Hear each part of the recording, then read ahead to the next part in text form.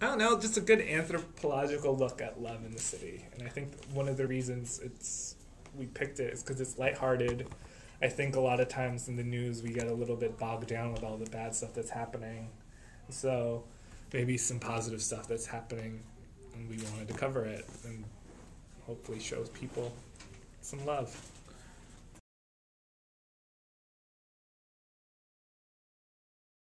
I think Graham's story on gay marriage was one of the most successful ones. We posted it up and used some Twitter on it and got it on Reddit, and I think it got 700 hits or something like that.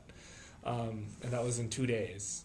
Right. There was a story about a shirtless ice cream dude, and that got 100 hits. There was a story, and I think my porn star story, that was probably one of the most popular ones of how porn stars do their taxes.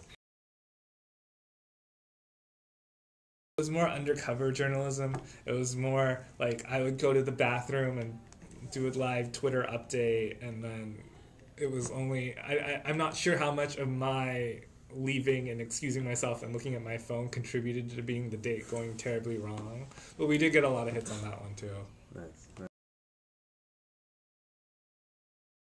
My struggles. I think the biggest struggle is keeping the theme week to week.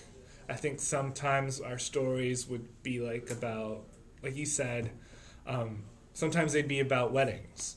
And then sometimes we would have a whole week where all we talked about was like gay marriage. And then we'd have a whole week where we talked about sex and sex books. And it was kind of like I didn't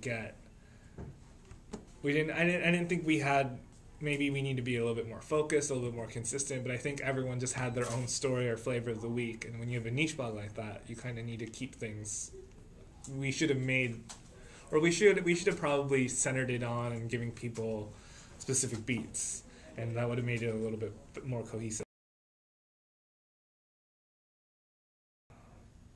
Pick something that you're going to have fun with. We had fun with it. I didn't run out of stuff to keep writing. And I think there's always an interesting take. I think a lot of the other blogs suffer from people getting fatigue. And what's nice about our blog is that it was so broad, is that I could talk about Sex in the City one week, or I could talk about a porn star the next week, or I could talk about Don't Ask, Don't Tell and gay marriage the next week after that. And I think that was one of the big advantages, is that we didn't get bored with our subject. And I think it's just as long as you find like a focus and actually go out and do the work and do your original reporting, you're going to be all right. All right.